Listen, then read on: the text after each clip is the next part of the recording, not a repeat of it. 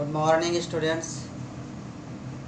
CBSE बालिका inter college के online class में आप सभी लोगों का स्वागत है। हम लोग height and distance chapter 9 start कर चुके हैं। लास्ट वीडियो में इस चैप्टर के 2 क्वेश्चन हुए थे। आइए हम लोग उसके आगे के क्वेश्चन के बारे में बात करते हैं। क्वेश्चन नंबर 3 कह रहा है, एक ठेकेदार बच्चों को खेलने के लिए एक पार्क में 2 फिसलन पट्टी लगाना चाहती है। एक ठेकेदार है, पार्क है, उसमें फिसलन पट्टी लगाना चाहती है। 5 वर्ष से कम उम्र के बच्चों के लिए यह एक ऐसी फिसलन पट्टी लगाना चाहती है जिसका शिखर 1.5 मीटर ऊंचाई पर हो और भूमि के साथ 30 अंश के कोण पर झुका हुआ हो, जबकि इससे अधिक उम्र के बच्चों के लिए वह 3 मीटर की ऊंचाई पर एक अधिक ढाल की फिसलन पट्टी लगाना चाहती है जो भूमि के साथ 60 अंश का कोण बनाती हो। प्रत्येक स्थिति में फिसलन पट्टी की लंबाई क्या होनी चाहिए? आप लोग पार्क में गए होंगे, वहां पर देखते होंगे कि छोटे छोटे बच्चे होते हैं और बड़े बच्चे भी एक तरफ से सीढ़ी से ऐसे चढ़ते हैं ऊपर और फिर ऊपर से क्या करते हैं, नीचे से फिसलते हुए जमीन में, फिर बैक आकर के फिर सीढ़ी चढ़ते हैं और फिर इस तरह से फिसलन पट्टी, वही है फिसलन पट्टी। ओके, तो 2 तरह की उस पार्क में उस ठेकेदार को फिसलन पट्टी 2 प्रकार की बनानी है, एक छोटे बच्चों के लिए और एक बड़े बच्चों के लिए। छोटे बच्चों के लिए 1.5 मीटर की ऊंचाई होनी चाहिए जमीन से, ये ऊंचाई, और बड़े बच्चों के लिए 3 मीटर की ऊंचाई होनी चाहिए। कुछ इस तरह से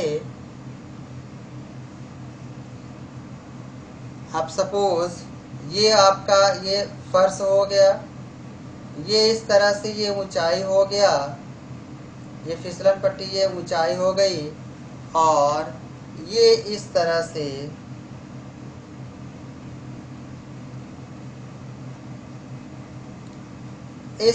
इसको यहाँ से ऐसे जोड़ दिया जाए तो यह जो बनेगा इधर से चढ़ेगा और इधर से क्या है, यहाँ जमीन तक आ जाएगा। इस तरह की फिसलन पट्टी का निर्माण होना है। तो आइए सबसे पहले डायग्राम ड्रा करते हैं। डायग्राम कह रहा है, एक फिसलन पट्टी बनानी है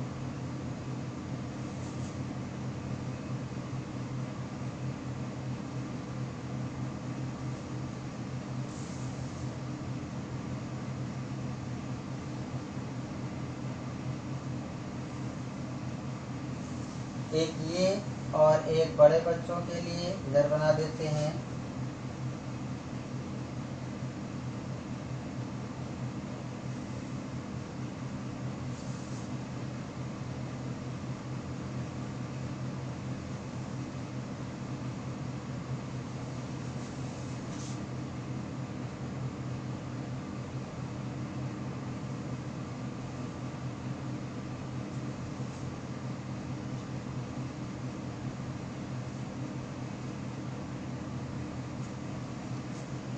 कुछ इस तरह से ये इसकी ऊंचाई जो है वो 1.5 मीटर है और यहाँ पर ये इसकी ऊंचाई 3 मीटर है।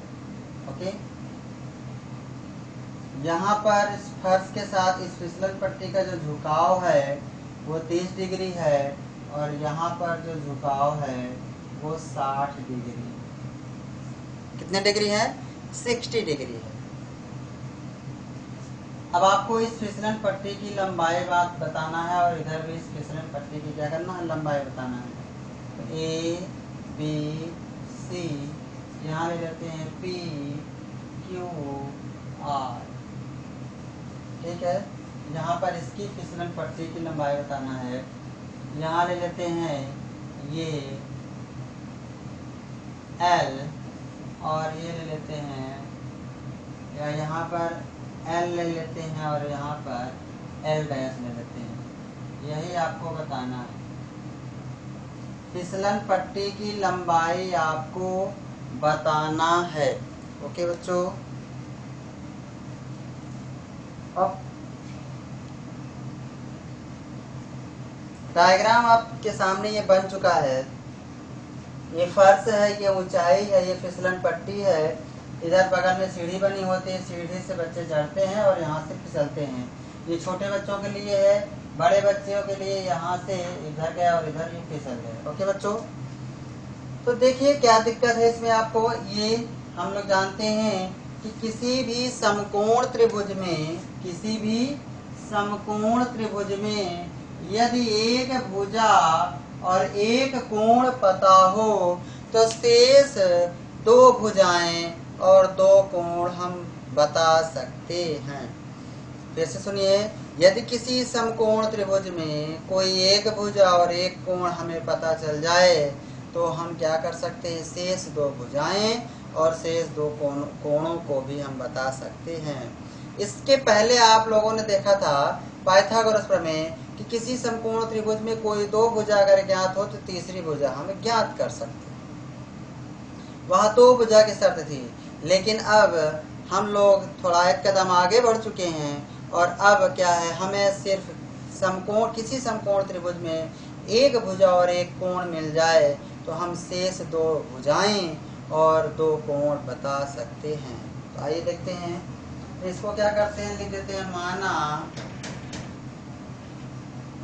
माना त्रिभुज ABC में AC एक L लंबाई की फिसलन पट्टी है, फिसलन पट्टी है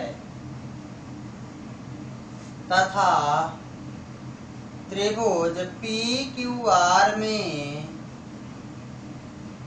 PR एक L' लंबाई की फिसलन पट्टी है, फिसलन पट्टी है। ओके बच्चों, इतना हम लोग क्या करते हैं, मान लेते हैं। चलिए ये तो सबसे पहले हम लोग त्रिभुज ABC में लेते हैं। त्रिभुज ABC, आप चाहो तो समकोण त्रिभुज भी लिख सकते हैं। ओके चलो लिख देते हैं समकोण त्रिभुज ABC में। चलिए, आपको बताया गया है कि किसी भी समकोण त्रिभुज में यदि एक भुजा और एक कोण पता हो तो शेष दो भुजाएं और दो कोण बता सकते हैं। यहाँ पर ये भुजा पता है और ये भुजा हमसे पूछ रहा है, तो हमें सब इसको निकालने की जरूरत नहीं, सिर्फ हमें ये चाहिए। तो आपको बताया गया कि जिसका मान निकालना उसको अंश में, जिसका मान ज्ञात हो उसको हर में। तो आइए तो लिखेंगे क्या, AC upon BC, AC upon BC। AC क्या है बच्चों, 90 डिग्री के सामने एक भुजा क्या होती है, कर्ण, सदैव कर्ण होती है। और थीटा के सामने वाली भुजा क्या होती है, लंब होती है। तो बताइए AC अपॉन BC, ये लंब है, लंब बटे कर्ण होता है साइन, यहाँ है कर्ण बटे लंब, यानी साइन किसका रेसिप्रोकल होता है, कॉसेक का। ये हो जाएगा कॉसेक 30 अंश। ओके चलिए, AC लिया गया L और BC दिया है 1.5 मीटर और कॉसेक 30 अंश, कॉसेक 30 अंश। कॉसेक 30 अंश के लिए आपको साइन 30 अंश के पास चले जाइए। साइन 30 कितना होता है, 1/2, पलट दीजिए तो कितना हो जाएगा, 2। तो L बराबर हो जाएगा 1.5, 1.5 इधर आ जाएगा, गुणा हो जाएगा इंटू 2, यानी 15 दूना 30 और एक अंक पे दशमलव हो जाएगा, यानी 3 मीटर। यानी इस फिसलन पट्टी की लंबाई जो होगी वो कितनी होगी, 3 मीटर होगी। ओके बच्चों, आइए अब हम लोग बढ़ते हैं उस त्रिभुज में। अब समकोण त्रिभुज PQR में इसी प्रकार यहाँ भी P R upon q are is equal, यहाँ भी कर्ण बटे लंब, तो क्या हो जाएगा कॉसेक 60 अंश, यहाँ 60 अंश है, पी आर लिया गया है l dash upon q r कितना दिया है 3 मीटर इज इक्वल कॉसेक 60 डिग्री। कॉसेक 60 डिग्री का मतलब हो गया साइन 60 का रेसिप्रोकल। साइन 60 कितना होता है √3/2, हो जाएगा कितना √3/2, ये हो जाएगा एल डैश इज इक्वल, ये इधर आएगा 3√3/2, यानी एल डैश बराबर 2 से भाग दोगे तो 1.5 √3, यानी ये हो जाएगा इतना मीटर। ओके बच्चों, यानी 1.5 √3 मीटर। इस तरह से ये बड़े बच्चों की जो फिसलन पट्टी है इसकी लंबाई आ जाता है 1.5 × √3 मीटर, और जो छोटे बच्चों की फिसलन पट्टी है उसकी लंबाई आ जाती है 3 metre. Okay, I hope you understand, इसको नोट कर लीजिए।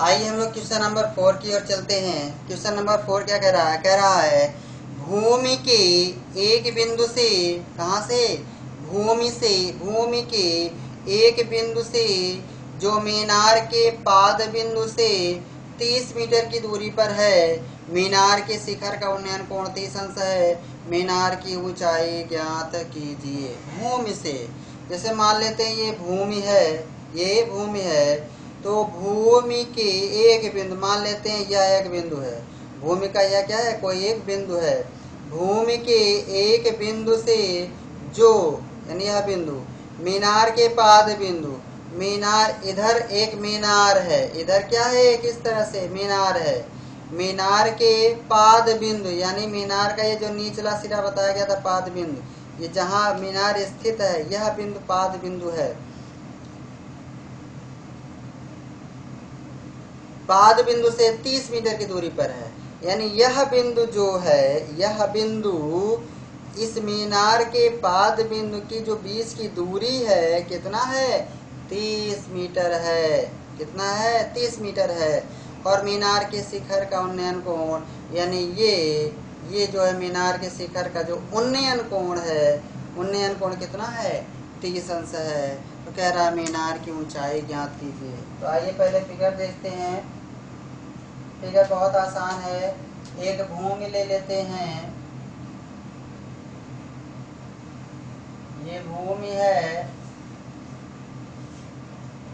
और यहाँ एक मीनार है,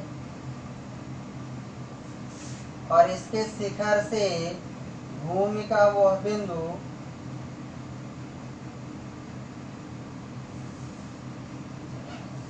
यहाँ भूमि का यह बिंदु मान लेते हैं ए है, ये बी और ये सी, यहाँ से इस मीनार के पाद बिंदु यहाँ, यानी इसके बीच की दूरी दिया है कितना, कितना दिया है बच्चों 30 मीटर, 30 मीटर ये आपको दिया है।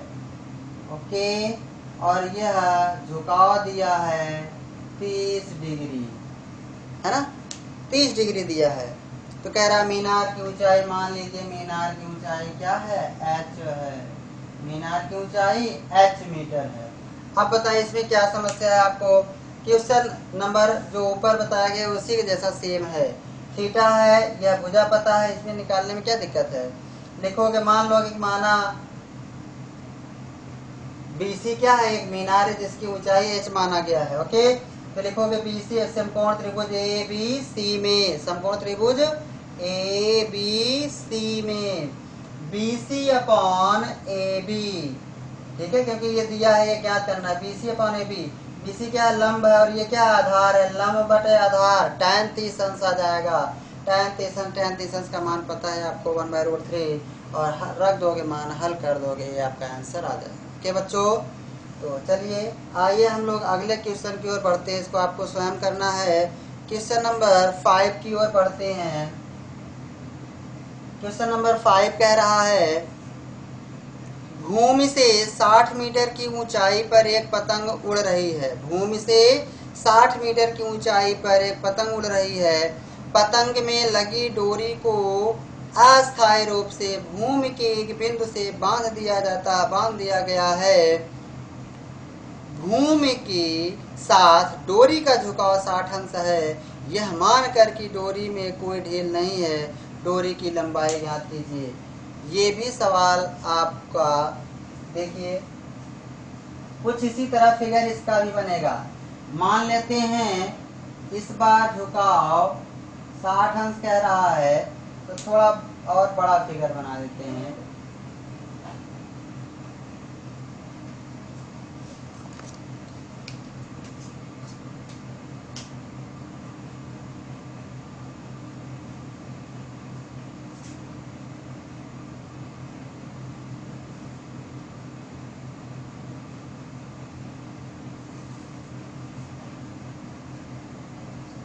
यह भूमि है, भूमि से कितनी ऊंचाई पर पतंग उड़ रही है? कितनी ऊंचाई पर पतंग उड़ रही है? 60 मीटर की ऊंचाई पर पतंग उड़ रही है। यानी यहाँ से ये दूरी जो है वो कितनी है? 60 मीटर है।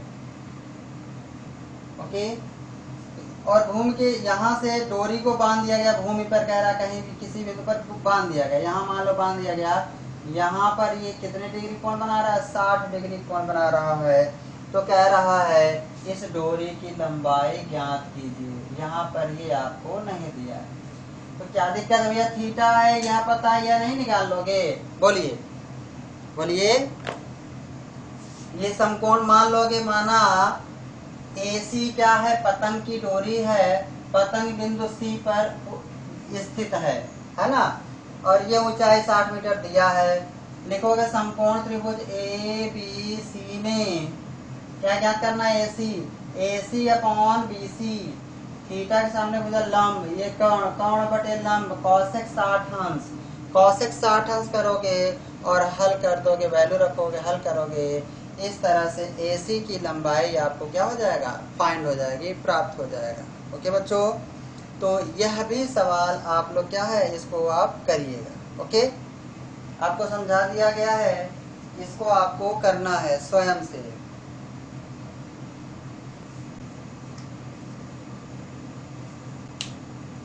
आइए बच्चों हम लोग क्वेश्चन नंबर 6 की ओर बढ़ते हैं। कह रहा है 1.5 मीटर लंबा एक लड़का 30 मीटर ऊंचे एक भवन से कुछ दूरी पर खड़ा है। जब वह ऊंचे भवन की ओर जाता है तो उसकी आंख से भवन के शिखर का उन्नयन कोण 30 अंश से 60 अंश हो जाता है। बताइए कि वह भवन की ओर कितनी दूरी चलकर गया है। 1.5 मीटर लंबा एक लड़का है। ओके, आइए हम लोग देखते हैं इसको, एक फिगर बनाते हैं।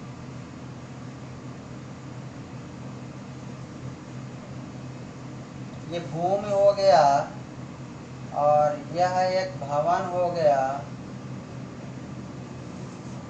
और यहाँ पर 1.5 मीटर एक लड़का है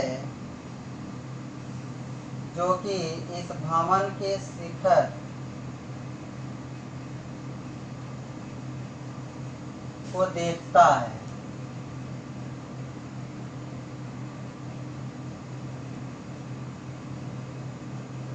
ओके, और यहाँ से यह कुछ दूरी चलता है, मान लेते यहाँ तक चला, ये x मीटर चला है ना, x मीटर की दूरी चलता है ये, तो इस बच्चे की ऊंचाई तो वही रहेगी, ऊंचाई में तो कोई परिवर्तन होगा नहीं। बोलिए कि उसकी लंबाई चौड़ाई घट बढ़ जाएगी? नहीं घटेगी और ना ही बढ़ेगी।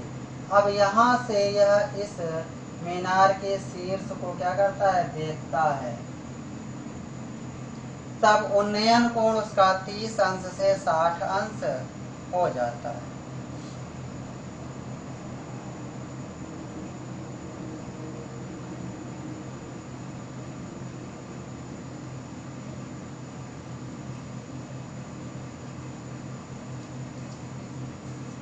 ओके, यहाँ यह 30 अंश से ये क्या हो जाता है?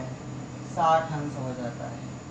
ये 1.5 मीटर लड़के की ऊंचाई है, तो यहाँ भी ये 1.5 मीटर होगा और यहाँ भी यह 1.5 मीटर ही होगा। ओके। अच्छा, यह भवन की ऊंचाई दिया है 30 मीटर, कुल दिया है 30 मीटर, यह 1.5 मीटर। तब आप बताओ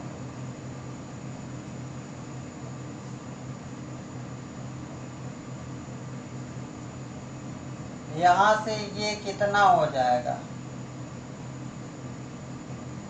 ये हो जाएगा 30 में से 1.5 घटाओगे तो आ जाएगा 28.5 मीटर। ये आ जाएगा आपका, है ना, यहाँ से। ओके बच्चों, इतनी बात समझ में आया। अब ये यहाँ से यहाँ तक x है, अब आप बताओ यहाँ से ये दूरी कितनी होगी, बताइए। अच्छा, अभी आपको ये पता नहीं है, ना ये पता है और ना ये पता है, इसका नामकरण कर दीजिए। तो ये A B C D E F G। Okay, आइए लिख लेते हैं। माना ए एक लड़का है, एक लड़का तथा बीजी एक भवन है। ओके, अब आप बताइए ए दिया है 1.5 मीटर। ओके,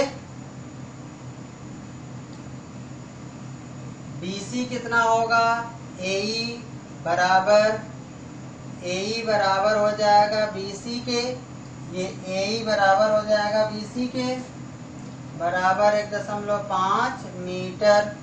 अब आप बताओ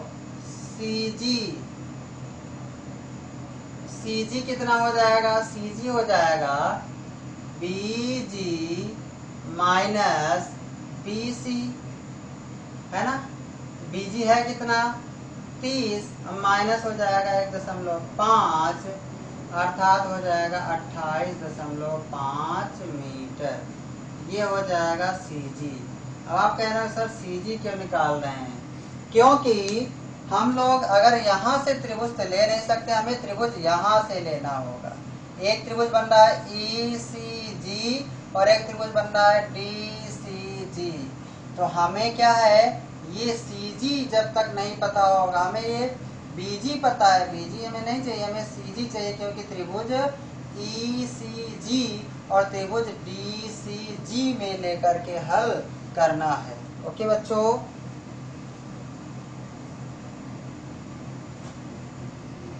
तो आइए अब हम लोग लेते हैं आगे। अच्छा, इसी प्रकार हम लोग इसको भी निकाल दें क्या अभी, चलो अच्छा भी पढ़ा रहे हैं। तो आइए हम लोग अब निकालते हैं समकोण त्रिभुज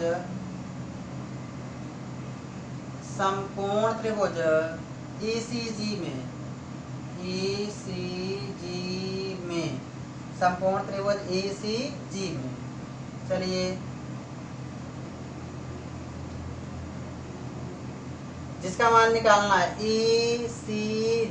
ECG में किसका मान निकालना है आपको, EC आपको निकालना है EC अपॉन CG क्या हो जाएगा, EC क्या, ये थीटा है, थीटा तो ये आधार होगा, थीटा के सामने मुझे लंब, आधार बटे लंब क्या होता है, आधार बटे लंब, लंब बटे आधार tan होता है, तो ये क्या हो जाएगा कॉट कितना 30 अंश। EC आपको फाइंड करना है CG आपको दिया है 28.5 बराबर कॉट 30 अंश, tan 60 अंश के बराबर √3। तो ये हो जाएगा EC बराबर, ये उधर जाएगा गुना हो जाएगा, तो 28.5 इंटू √3 मीटर। ये आ गया इनका EC। अब आप बताइए यह ईडी कितना होगा, ए एफ जितना होगा वही ये भी होगा x मीटर, होगा कि नहीं होगा बताइए। तो सी डी कितना हो जाएगा, अब आप बताइए चूंकि ईडी बराबर होगा ए एफ बराबर हो जाएगा x मीटर, बोलिए है ना। ये क्या किया गया, ये माना गया है। अच्छा अब आपको अब आपको समकोण त्रिभुज लेना है DCG में, तो आपको ये CD चाहिए। तो CD कितना हो जाएगा आपका, हो जाएगा तथा CD बराबर क्या हो जाएगा बताइए, EC में से क्या करो, ED को बाहर कर दो, ED को बाहर कर दो तो CD आ जाएगा। तो CD बराबर EC कितना आया है, EC 28.5 √3 और माइनस ED कितना है x माइनस x, इतना मीटर आ गया। अब लेते हैं अब समकोण त्रिभुज क्या लेंगे DCG में, चलिए किसका मान निकालना है आपको, इसका मान चाहिए CD, तो CD अपॉन CG बराबर आधार बटे लंब क्या होगा cot 60 अंश, CD कितना दिया है 28.5 √3 माइनस x अपॉन CG 28.5 बराबर cot 60 अंश tan 30 अंश 1/√3। चलिए ये √3 पड़ा रहने दीजिए, ये इसका इधर कर दीजिए गुणा हो जाएगा, ये हो जाएगा 28.5 √3 माइनस x, ये इधर आएगा गुणा हो जाएगा अंश में 28.5 और बटे √3। ओके बच्चों, आइए x का मान निकालना है, जिसका मान निकालना होता है उसको क्या करते हैं अकेला कर देते हैं, ये माइनस में इसको उधर कर दो तो ये x बराबर हो जाएगा, ये x उधर गया इसको इधर कर दो, ये हो जाएगा 28.5 √3 ये वाला, और ये इधर आएगा तो माइनस 28.5 बटे √3। अब आप बताइए 28.5 कॉमन है क्या, ले लीजिए 28.5 कॉमन लो तो क्या बचेगा √3, इधर क्या बचेगा 1/√3, ये हो जाएगा और ये हो जाएगा 28.5। चलिए इसको हल कर लेते हैं, आप चाहो तो सीधे भी इसका एलसीएम ले सकते हो, कॉमन लेंगे थोड़ा आसान हो जाएगा। ये हो जाएगा √3, चलो √3 का ऊपर गुणा हो जाएगा 3 और माइनस 1, ये हो जाएगा x के बराबर। ओके बच्चों, चलो ये आइए यहाँ पे कर देता हूँ, अच्छा यहाँ पे कर देता हूँ, ये x बराबर ये आ जाएगा 28.5 गुणते 2, 3 में से एक गए 2 और बटे √3 का क्या करते हैं ऊपर नीचे गुणा कर देते हैं। हम लोग जानते हैं कि हर में √3 नहीं होना चाहिए, हर में √3 नहीं होना चाहिए, ओके हर में √3 नहीं होना चाहिए। तो √3 का ऊपर नीचे क्या किया गया गुणा कर दिया गया है, ये नहीं दिख रहा होगा फिर से लिखते हैं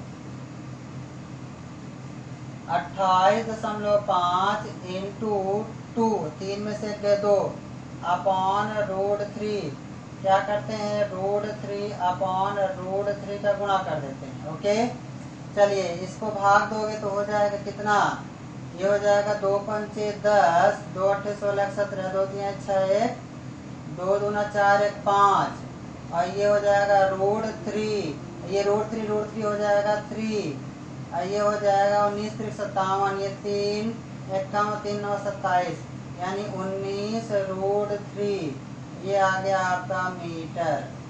यानी वह जो लड़का है वह यहाँ से जहाँ पहले खड़ा था यहाँ से 19 √3 मीटर की दूरी पर जैसे ही पहुँचता है यह देखता है कि इसका कोण जो है वो 30 अंश से कितना हो जाता है 60 अंश हो जाता है।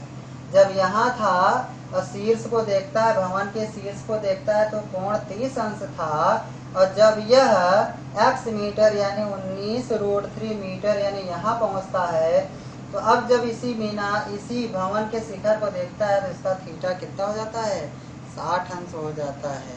ओके बच्चों, आई होप यू अंडरस्टैंड। ये सवाल आपको समझ में आया होगा। अगर कहीं दिक्कत आई होगी, कहीं कोई समस्या आई होगी तो आप बताइएगा मुझे। ओके, तो इसको भी क्या करिए, आप इसको नोट कर लीजिए।